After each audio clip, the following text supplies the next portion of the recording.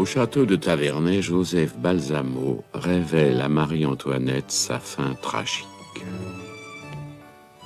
La dauphine emmène avec elle à Versailles André, Philippe de Maison-Rouge, son frère, et Nicole, servante et sosie parfait de la future reine de France. Joseph Balsamo plonge André dans un sommeil cataleptique, et le jardinier Gilbert, passionnément amoureux, abuse d'elle. Elle met au monde un enfant, Gilbert l'enlève et disparaît. Louis XV meurt, Louis XVI règne. Un soir, André et la reine sont sauvés par un bel officier de marine qui fait aussitôt battre le cœur des deux femmes. Le jeune homme qui les a sauvés est en fait le comte de Charny, neveu du bailli de Suffren et véritable héros. Il aime Marie-Antoinette. Un soir, André et la reine vont chez le charlatan Mesmer. Cagliostro les a devancés. Et utilisant la ressemblance de Nicole avec Marie-Antoinette, les spectateurs croient voir la reine de France. Scandale, pamphlet de Rétaux de Villette, gifle de Maison-Rouge, coup de bâton de Charny, duel terrible entre les deux rivaux. Charny, bien que gravement blessé, ne peut laver la reine des accusations portées contre elle. Douleur de Marie-Antoinette, détresse d'André.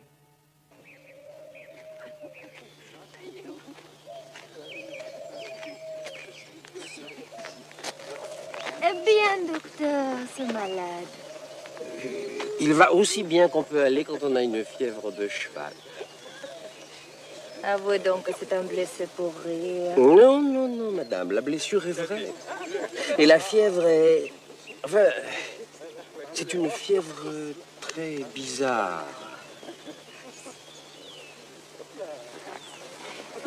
C'est-à-dire que monsieur de Charny n'est pas un fiévreux ordinaire. Lorsqu'il a un accès de fièvre, il se met à délirer, séance tenante. Tiens.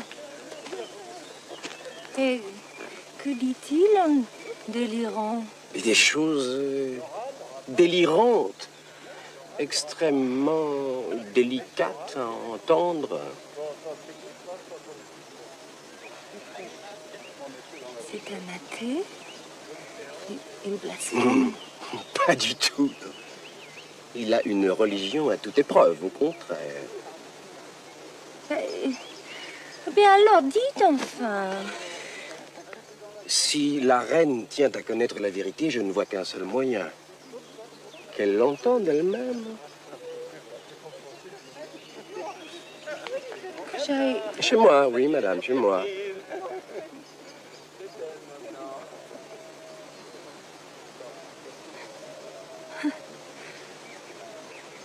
Prenez garde, je ne puis faire un pas sans avoir quelques espion charitable sur les talons. À Versailles, vous n'aurez que moi ce soir, madame. Eh bien, cher docteur, je m'abandonne à vous.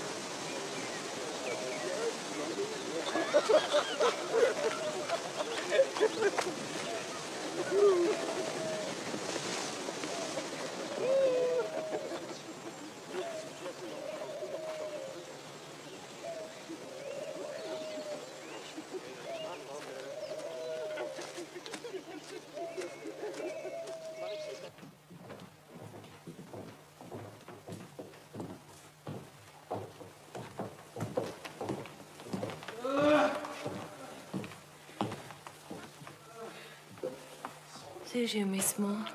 Lui, il a un accès de fièvre particulièrement aigu.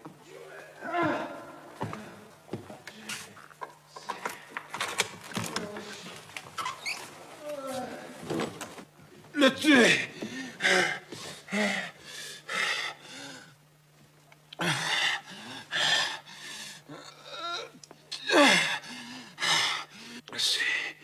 C'est une Allemande. Oui, une Allemande sur la route de Versailles.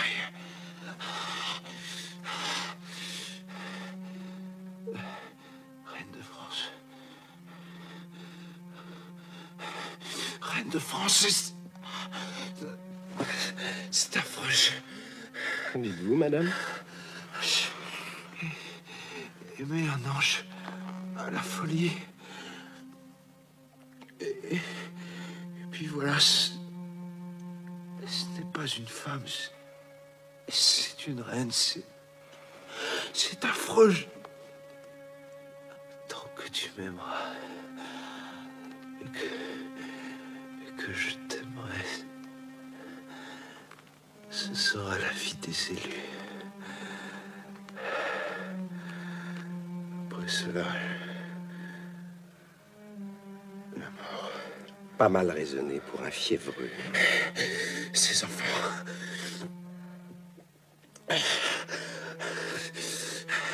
On emportera les enfants. Si on emporte la mère, si légère, dans mes bras. Vous avez raison, docteur. C'est plus que tu délires. Ce jeune homme court un grand danger si on l'entend.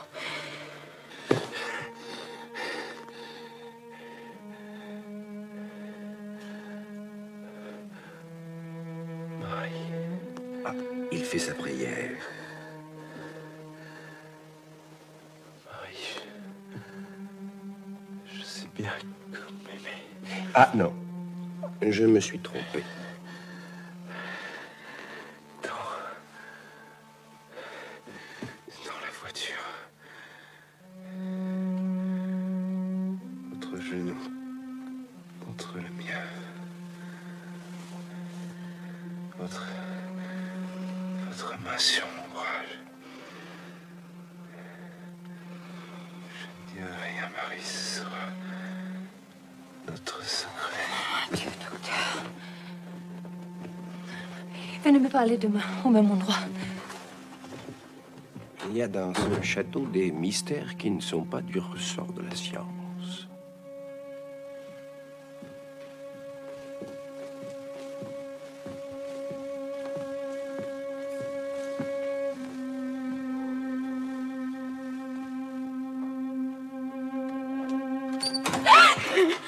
Oh mon Dieu! Oh, mademoiselle de Taverne. Quoi, est-ce qu'il s'est trouvé mal? Elle? Je viens d'apercevoir une femme qui sortait d'ici, mais peut-être était-ce vous? Non, docteur, vous savez très bien que ce n'était pas moi. En effet, puisque c'était la femme de chambre de la reine. Il paraît que notre souveraine est dans une de ces crises de palpitations. Vous venez de sa part, vous aussi? Moi, oui. Mais non, je sais plus ce que je dis. Docteur, je suis si nerveuse. La nuit m'épouvante. Je rentre chez moi, je me suis égarée dans l'obscurité. Et votre égarement vous a mené jusqu'ici? À la vérité... À la vérité, c'est moi que vous cherchiez. Mais... comment va le comte de Charny, docteur? C'est mon frère qui l'a blessé. Comprenez-vous? Oh oui, tout à fait, mademoiselle.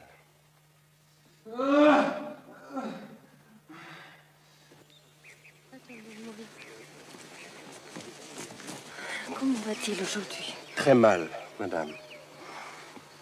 Il est en danger? Il était au dernier point. Et le danger peut toucher d'autres personnes.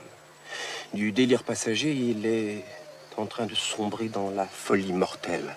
Et si cela arrivait, madame, alors c'est vous qui auriez perdu ce jeune homme. Moi? Madame, il n'y a qu'une alternative. Il invoque sans cesse le nom d'une femme. Et bien que cette femme le tue ou le guérisse, la vie du comte de Charny est entre ses mains.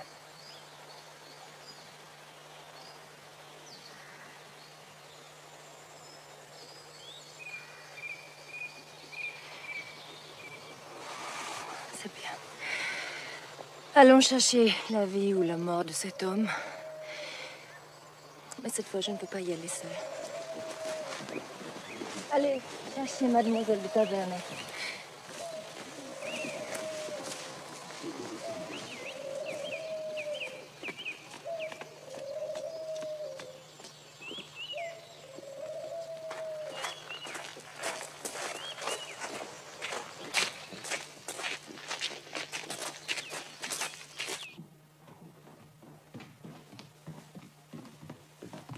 André?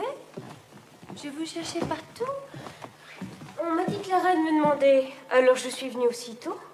Ici.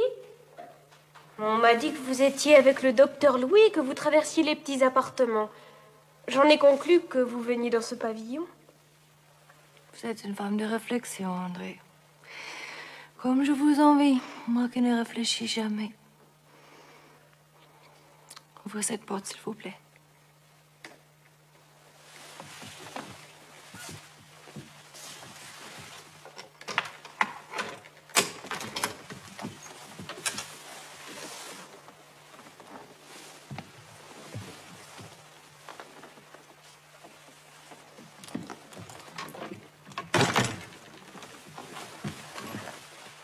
Croyez-vous qu'elle réussisse? Quoi, mon Dieu? À expédier ce pauvre fou ailleurs. S'il reste ici, la fièvre le tuera. Ailleurs, vous pensez qu'il guérirait? En tout cas, ses chances seraient meilleures. Alors, Seigneur, qu'elle réussisse.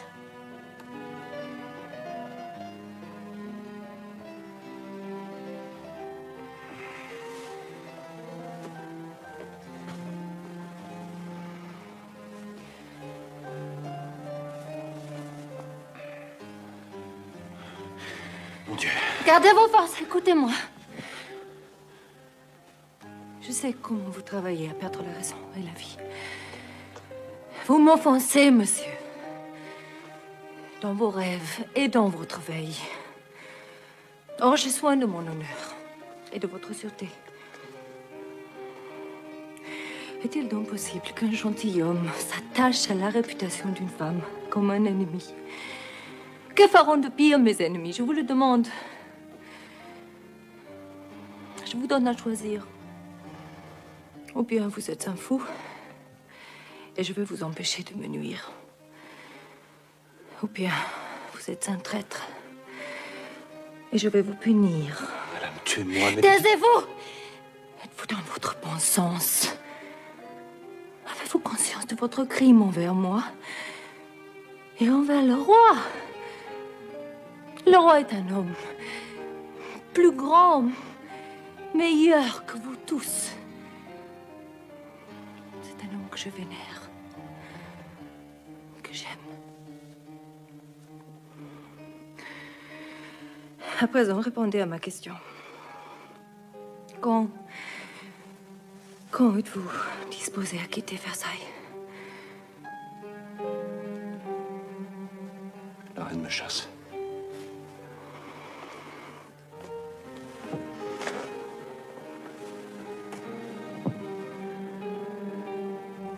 Je pars.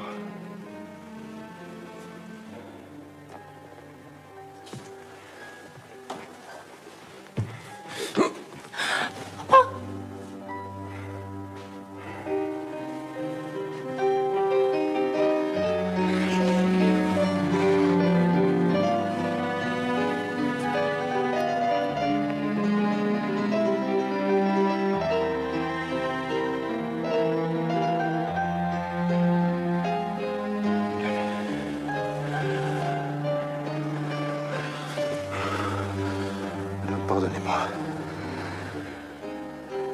Je vous pardonne. Si vous n'êtes pas le dernier des hommes, demain vous serez à 100 lieues d'ici. Ou bien vous serez mort.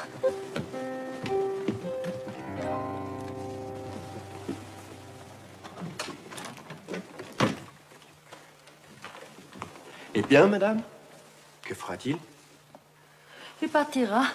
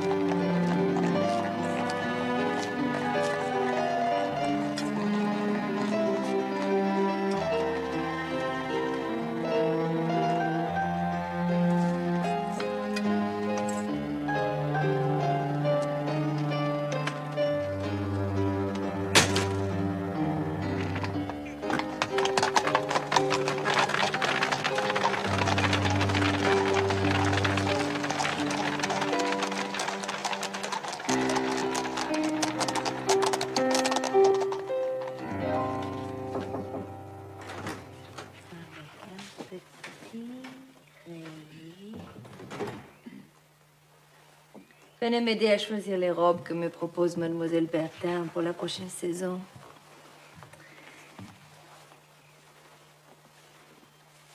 Mon Dieu, vous serait-il arrivé un malheur? Un grand malheur, oui, madame. Je demande à la reine la permission de la quitter. Vous partez? Oui, madame. Mais pourquoi? Parce que je ne suis pas heureuse dans mes affections de famille. Pourtant, hier encore, vous étiez heureuse. Non, madame, hier a été l'un des jours les plus tristes de ma vie. Je ne veux pas fatiguer la reine avec des détails dessous d'elle. Je viens simplement lui dire que je n'attends plus rien d'ici-bas. Et que je désire ne plus me consacrer qu'à mon salut. Enfin, d'où vous vient ce besoin subi d'éloignement, de solitude? C'est le résultat d'une longue réflexion. Est-ce la conduite de votre frère qui vous pousse à une telle décision? Croyez-vous incapable de pardonner?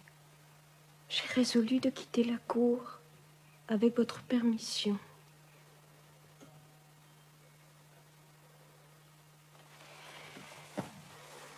Je mettais assez de confiance en vous pour que vous en mettiez en moi.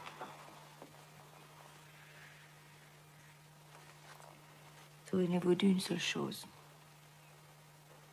Mon amitié ne délaisse pas les gens, malgré leurs caprices.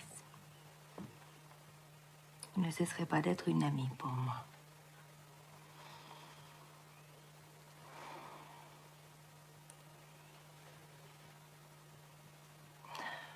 Vous êtes libre. Merci, madame. Où irez-vous? Je retourne à l'abbaye de Saint-Denis.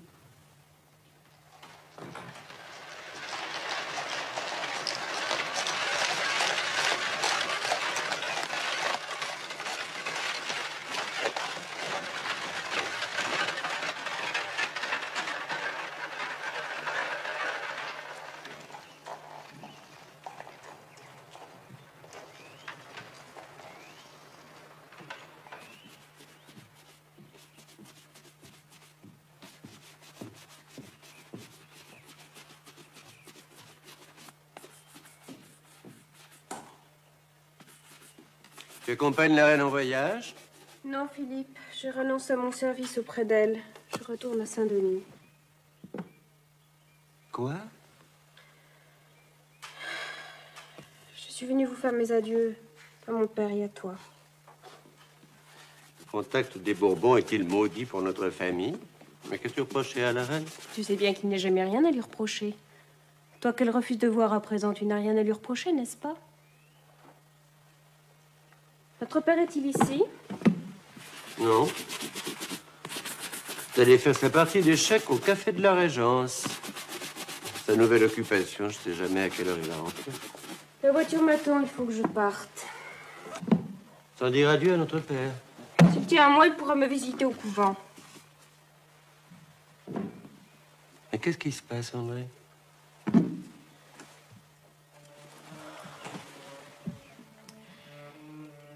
Philippe, vois un peu ce que je suis devenue. Il y a 10 ans, un homme que je ne connaissais pas a pris mon âme. C'était Balsamo. Un autre que je connaissais à peine, qui n'était même pas un homme à mes yeux, a pris mon corps.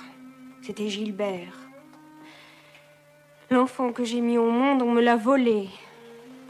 Pas une seule fois, mon père ne m'a secouru, protégé, consolé.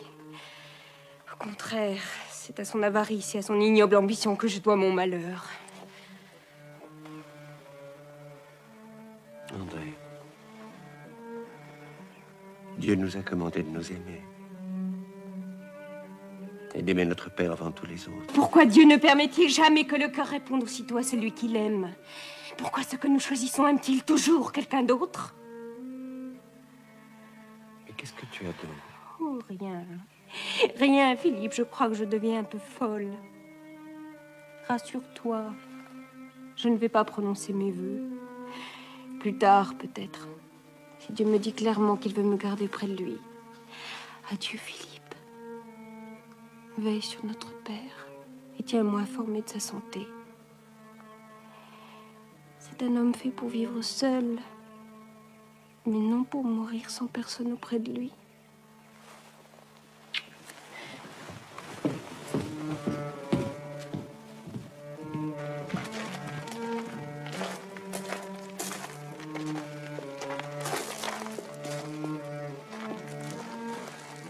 Adieu, Philippe.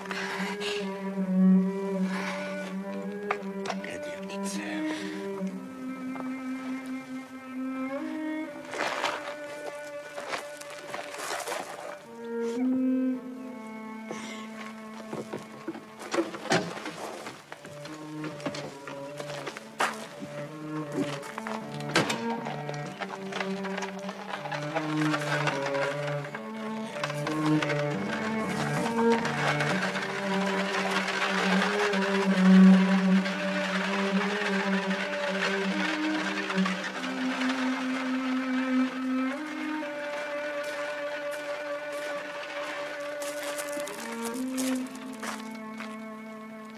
Qui regardes-tu partir avec ses yeux de poisson mort d'amour? Votre fille, Quoi? elle voulait vous faire ses adieux, elle a quitté le service de la reine. Ah, je m'y attendais. Et où court-elle, sans me faire ses adieux? Au couvent de Sandy, sans doute. Et comment l'avez-vous deviné? Bon, toutes les maîtresses de Louis XV finissent comme ça. Et si les amants de Marie-Antoinette sont frappés aussi par la vocation, qu'est-ce que tu attends pour filer à la grande chartreuse? Hein?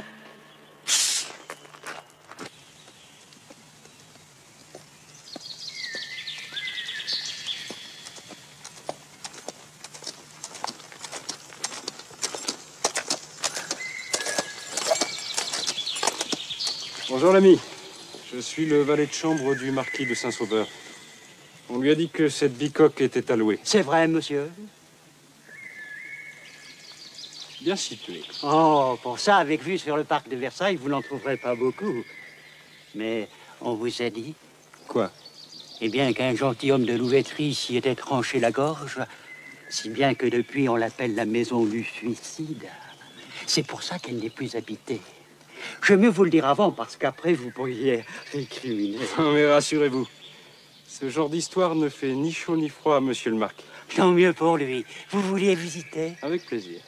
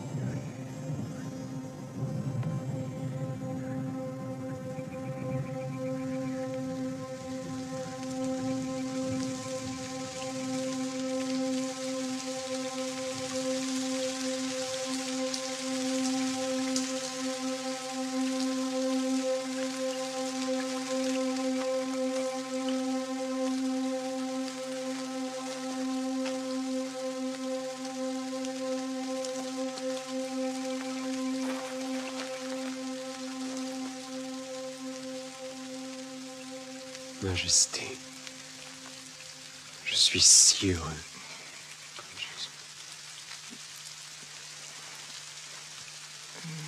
ici. Mais ça veut dire... Madame Majesté.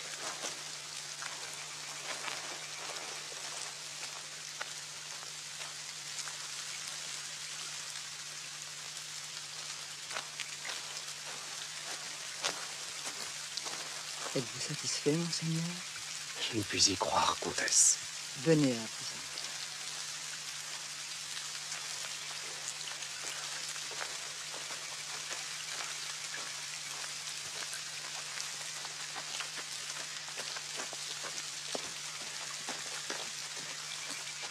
Oh, mon Dieu.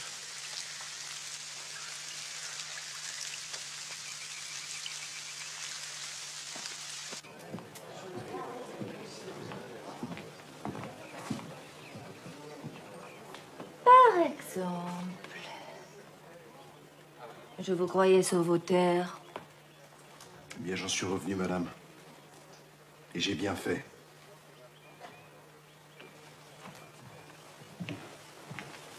Bonjour, comtesse.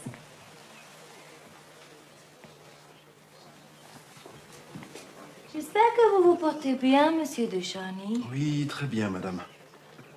Mais grâce au ciel, moins bien que la reine. Où logez-vous donc à présent? Ici. Depuis 3 nuits. Vous désirez me parler, peut-être? Oui, madame, si la reine veut bien m'entendre, j'ai bien des choses à lui dire. Eh bien, venez donc.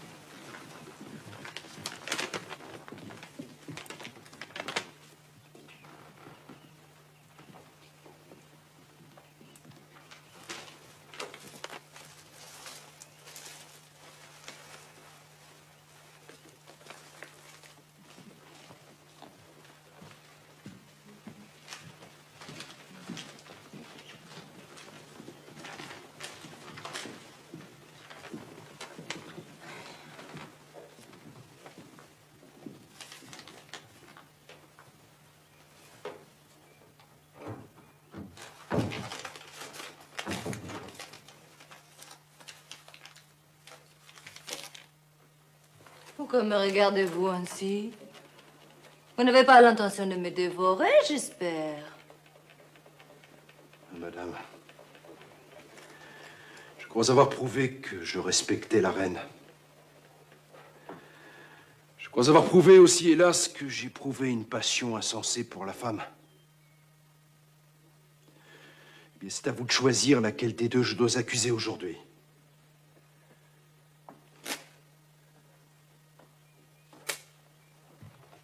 Sortez, monsieur de Charny, sans m'obliger à vous faire arrêter par mes gardes. Vos gardes, vous les laissez au château quand vous vous promenez la nuit dans les bosquets. Monsieur de Charny, vous êtes dans un état qui m'inspire de la pitié. Voulez-vous que j'appelle le docteur Louis? Mais je vous ai vu avec cet homme à qui vous avez donné une rose. La nuit suivante, vous lui abandonniez votre main. Et la nuit dernière, vous le suiviez dans les bains d'Apollon. Asseyez-vous, je vous en supplie, vous allez tomber.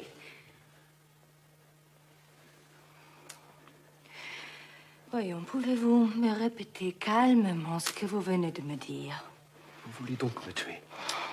Vous m'avez vu me promener la nuit dans le parc. Bon, quelle nuit? Et à quelle heure? Mardi, pour la première fois, à minuit. J'étais seule?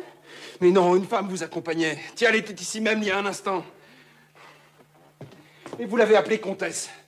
Et l'homme du parc également. La comtesse de la Motte-Valois? Voilà qui est singulier. Et moi, vous m'avez reconnu. J'étais caché par la charmille. Vous êtes passé tout près de moi. Et cet homme à qui j'ai donné une rose, vous l'avez reconnu, lui aussi? Oui. Eh bien, qui était-ce? Permettez-moi de ne pas nommer. Vous ne me facilitez pas la tâche. Vous m'avez vu donné une rose à ce personnage, puis lui abandonné ma main avant de le suivre dans les bains d'Apollon. Et vous ne voulez pas me le nommer. Ainsi, vous m'avez vu, moi. Sur mon honneur, oui, madame. Voilà donc encore cette atroce calomnie. Est-ce qu'on ne m'a pas vu en crise chez Mesmer? Est-ce qu'on ne m'a pas vu danser au bal de l'opéra? Vous le savez bien, vous qui vous êtes battu pour moi. Madame, je vous ai vu dans le parc les nuits de mardi, mercredi et jeudi.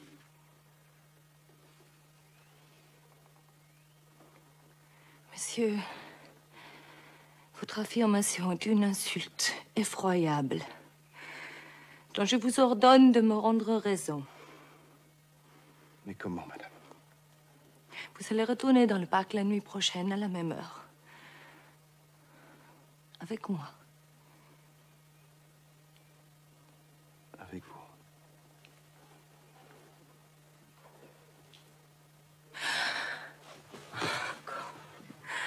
Regretterez-vous un jour tout ce que vous me faites souffrir aujourd'hui? Madame, je mérite la mort. Oh, restez vivant, je vous en supplie. Quoi que vous voyez désormais, pour l'amour du ciel, ne vous battez plus.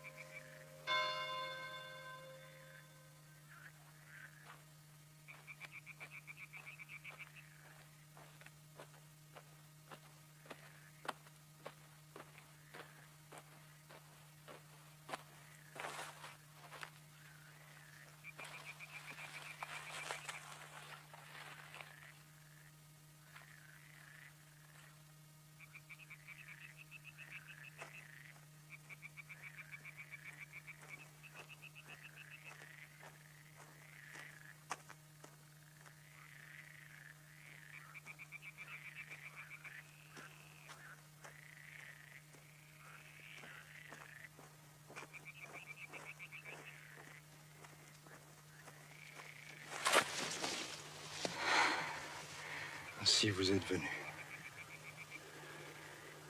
Vous en doutiez?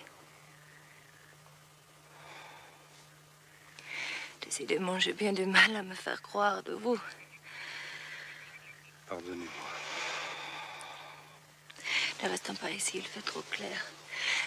Avez-vous votre épée? Oui. Vous n'avez parlé à personne? Non. Venez par ici.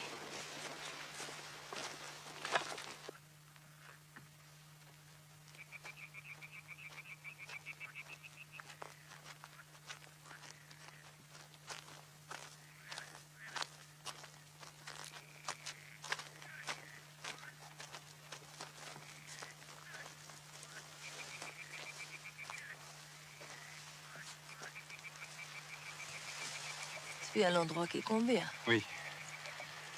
C'est d'ici que j'ai été témoin de ces curieuses apparitions.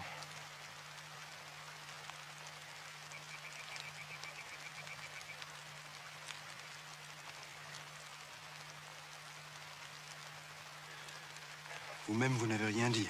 Au lieutenant de police? Si vraiment on joue ici toutes les nuits, la comédie que vous y avez vue et que M. de Crosne n'en est pas informé, que faut-il en conclure? C'est un incapable ou un complice.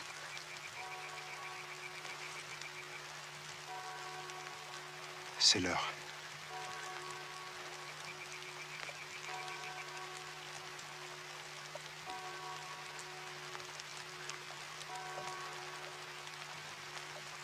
Personne?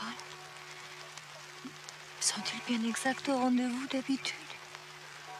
Tout à fait.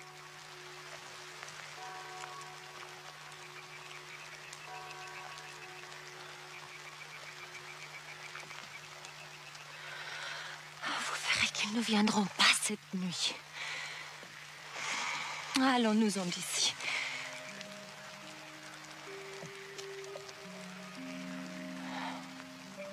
Vous avez raison.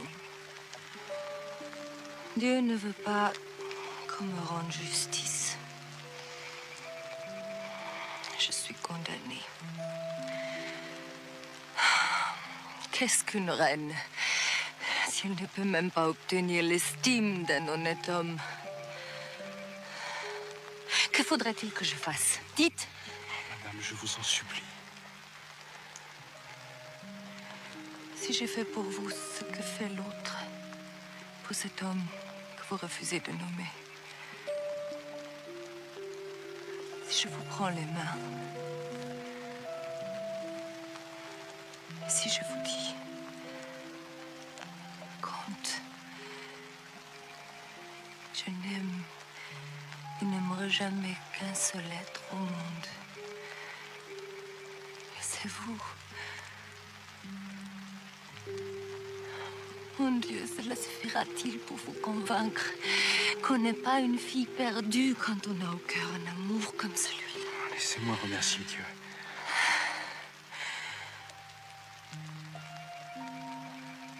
Que faut-il ma vie?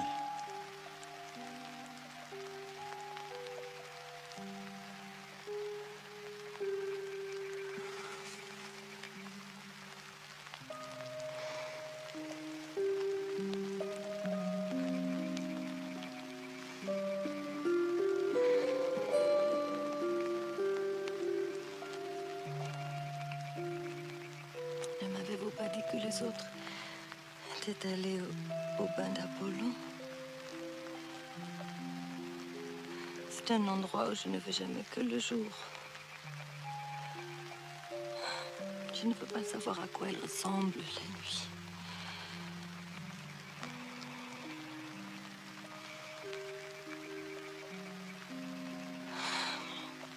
Allons, il se fait tard. Retournez chez vous.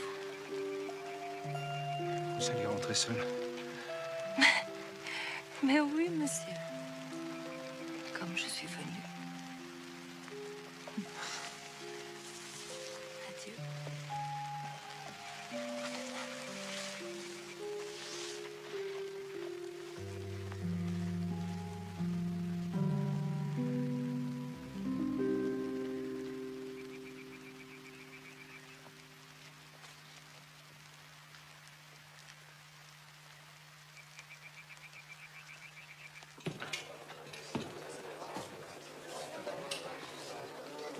Monsieur de Maison Rouge,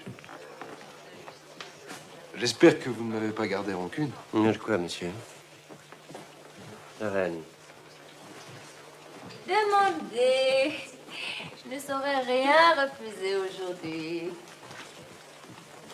Monsieur de Maison Rouge, avez-vous quelque chose à me demander? Un instant d'audience quand il vous plaira, madame. Eh bien, suivez-moi.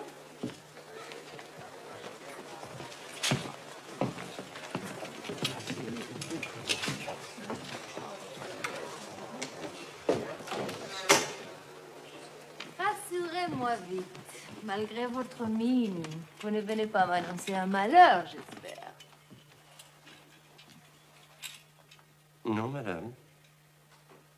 Une belle nouvelle, au contraire. Le dernier des tavernes des Maisons Rouges va disparaître et jamais plus Vous ne le verrez à la cour. Vous partez? Je ne suis d'aucune utilité, ni à Versailles, ni même en France. C'est étrange. Votre sœur me quitte. Maintenant, vous, chevalier. Où allez-vous? Je vais rejoindre l'expédition de Monsieur de la Pérouse. Le comte de Cagliostro lui a prédit une mort affreuse. Oui, madame, une mort prochaine, c'est pourquoi je le rejoins. Non. Je connais déjà les Amériques, je suis curieux de voir ce qu'il y a au-delà. Vous ne partez pas par goût de voyage. Vous partez pour me quitter, comme votre sœur. Ne mettez pas en doute mon dévouement. Mais taisez-vous donc. Vous êtes un Quaker. Et votre sœur, une philosophe. Des créatures impossibles. Vous trouvez ce que vous ne cherchez pas. Vous ne trouvez pas ce que vous cherchez. À part cela, je suis humiliée de voir deux personnes que j'aime quitter ma maison.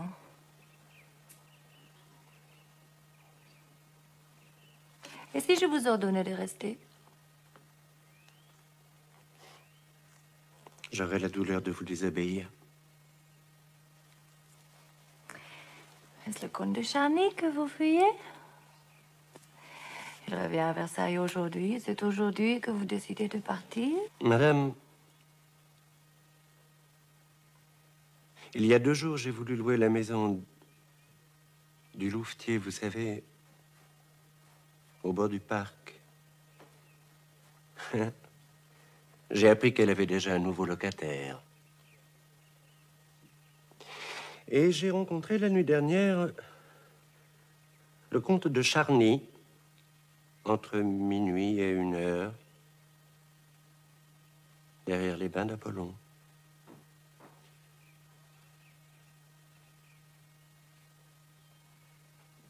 Adieu donc, chevalier. Et si vous le pouvez, soyez heureux.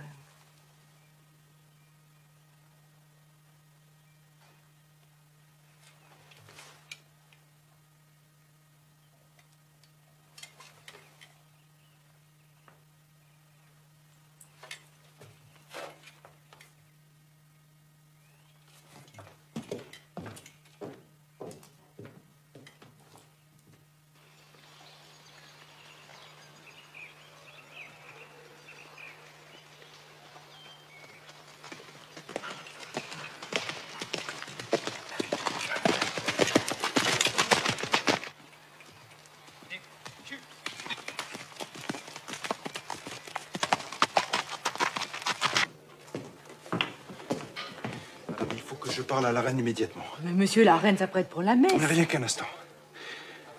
Dites-lui qu'il s'agit d'une affaire de la plus extrême gravité pour elle. Je vais lui faire part de votre demande. Entre au petit salon. Mais ne comptez pas trop sur sa venue.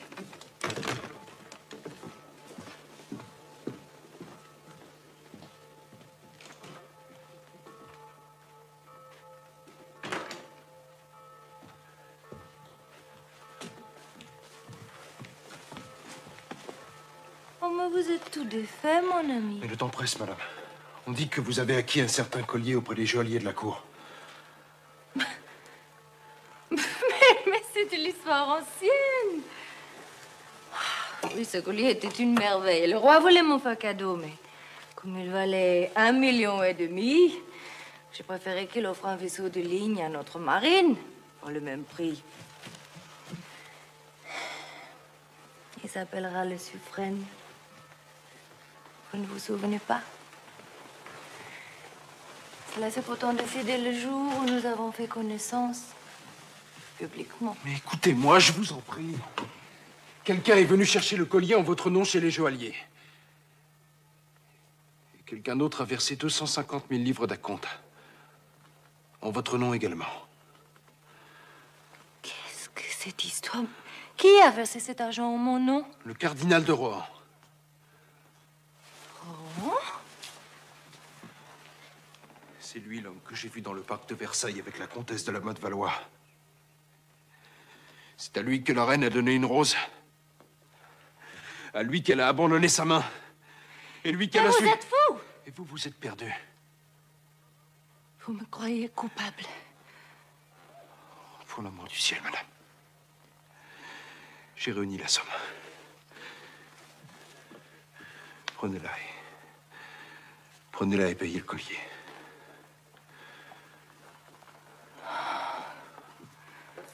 Comte,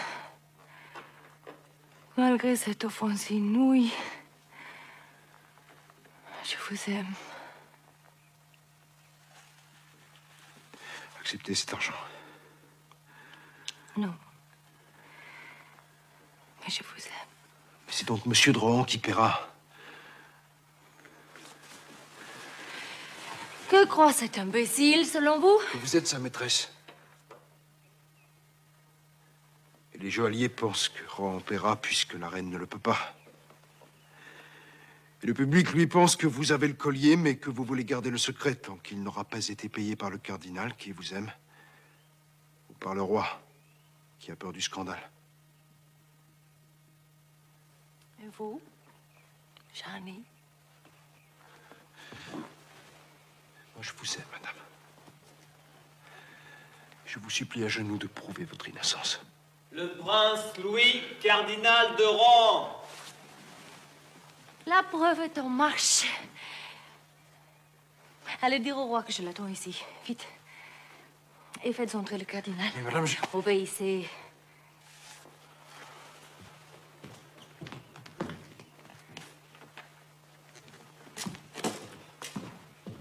Madame, j'avais plusieurs choses importantes à communiquer à la reine, mais il est bien difficile de l'approcher. Moi?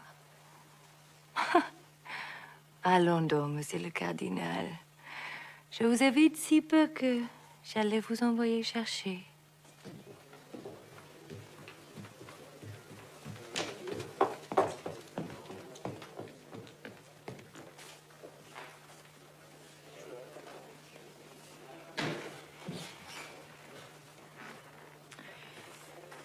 Sire, monsieur le cardinal vient de me dire des choses incroyables.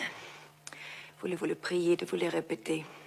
N'est-ce pas à propos d'un certain collier? Oui, sire. On me l'avait dit, mais j'avais pris cela pour un ragot parmi tant d'autres. Ainsi donc, c'est vrai, vous l'avez acheté. Que signifie votre silence? Ce n'est pas vous qui avez acheté le collier, madame? Non!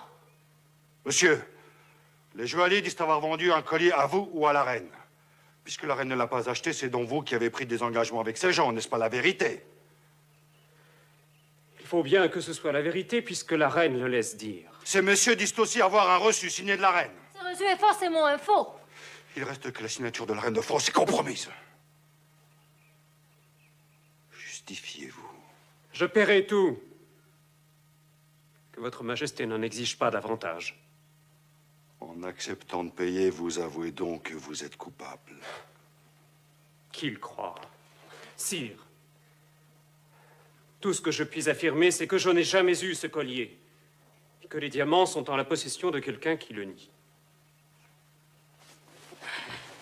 Sur la vie de mon fils, je jure que je n'ai jamais revu ce collier.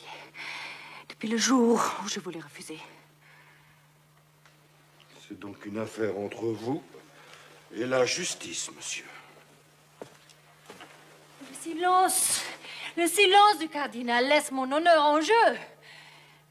Le crime n'est pas seulement dans le vol ou dans l'achat d'un misérable collier. Madame, je vous en supplie. Ah, vous commencez à trembler. Il est vrai que vos complots préfèrent la nuit au grand jour. Prenez garde, vous passez les bornes. Qui parle ainsi à la reine? Figurez-vous aussi que le cardinal prétend en avoir le droit.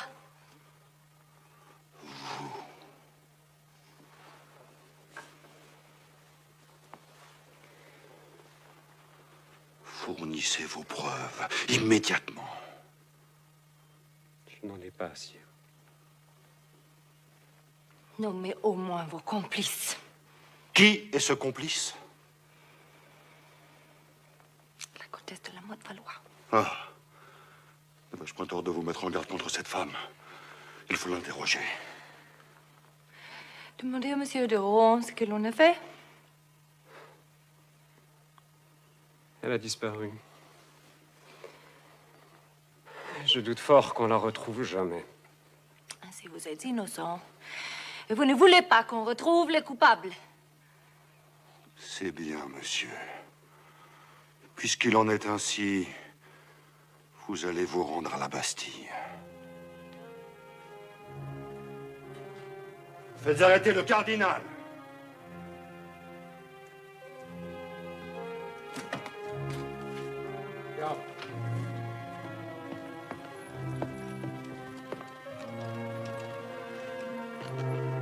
Arrêtez, monsieur le cardinal.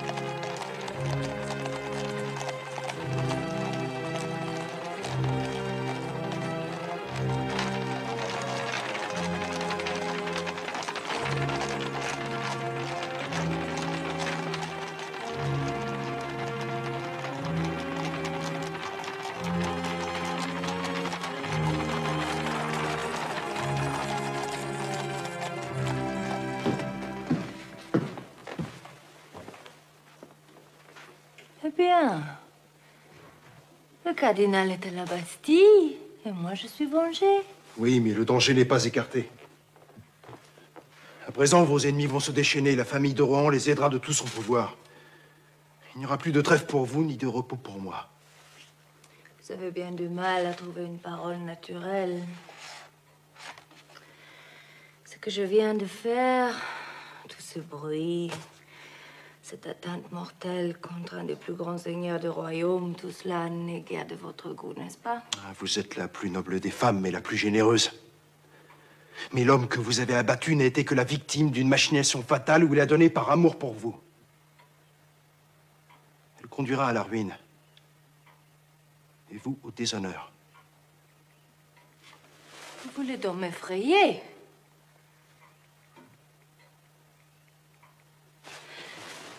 Oui, sans doute. Ma haine du cardinal m'a aveuglée. Et mon orgueil. Révolté contre toutes ces calomnies. On finira par prononcer votre nom, j'en ai le pressentiment. Je porte malheur. Éloignez-vous de moi. Non, madame, je reste. Le danger est ici, à Versailles et à Paris, où l'on vous déchire. Je reste.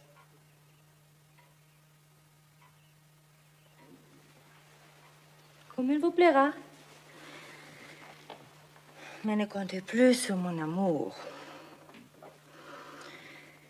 Mon cœur a penché un moment de votre côté, mais vous avez trop douté de moi. C'est vous qui voulez me tuer à présent tout autour de moi.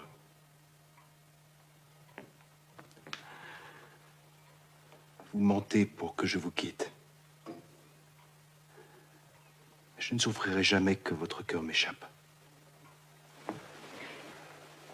Vous aimez donc encore cette femme maudite, perdue?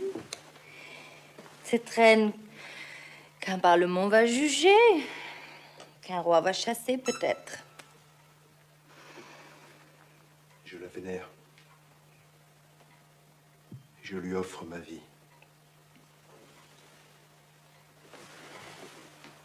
Alors, cette femme est la plus heureuse, comte. Comment pourrait-elle se plaindre de vous?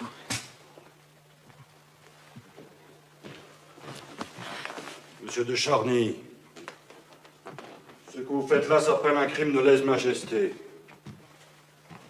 Mon garde des Sceaux vous explosera ce qu'il en coûte.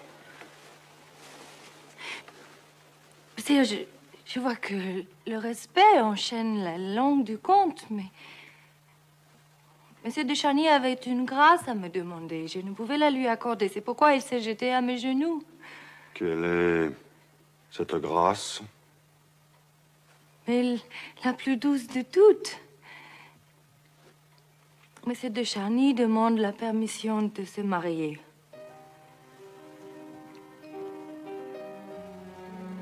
Hein?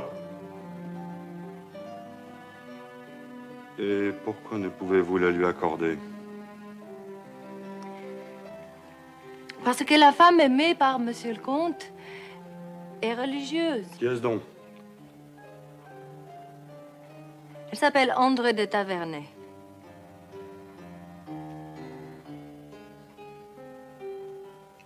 Monsieur de Charny veut épouser mademoiselle de Tavernay? Est-ce possible, comte? Oui, sire. Laissez-moi vous féliciter. C'est une très belle personne et, autant que j'ai pu en juger, une femme d'un très grand cœur. Et d'une loyauté parfaite. Je peux en témoigner. Son départ nous a causé une peine infinie. Je serais gré au comte de nous la ramener. Mais encore une fois, pourquoi cette demande à genoux, comte? Mademoiselle de Tavernay n'a pas prononcé ses vœux que je sache. Oh, mais je crois que cela est imminent. Mais pourquoi diable prendrait-elle le vote si de son côté elle aime Monsieur de Charny, car elle vous aime au moins, j'espère. Bien, je l'espère également, sire. C'est que mademoiselle de Tavernay est pauvre. Ah, je comprends.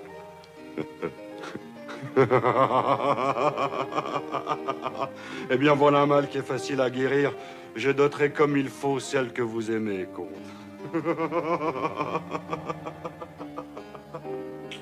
Remerciez la reine d'avoir bien voulu me mettre dans la confidence. À genoux, comte, à genoux, encore un coup. Cela en vaut bien la peine.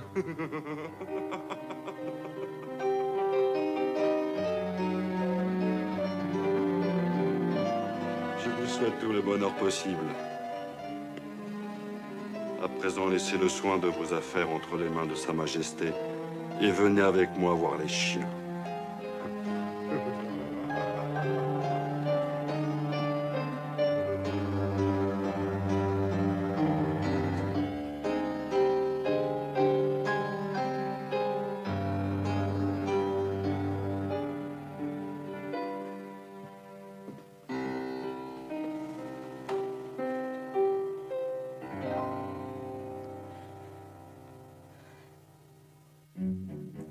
Comment la reine, toute à sa passion pour Charny, a-t-elle pu ignorer ce qui dévore l'âme passionnée de sa dame de cœur? Que restera-t-il dans le cœur de chacun après ces terribles épreuves? Épreuve plus terrible encore quand la Bastille libère ses prisonniers ce bel été 89. André pourra-t-elle enfin garder son secret? Vous le saurez dans le prochain épisode de La Comtesse de Charny.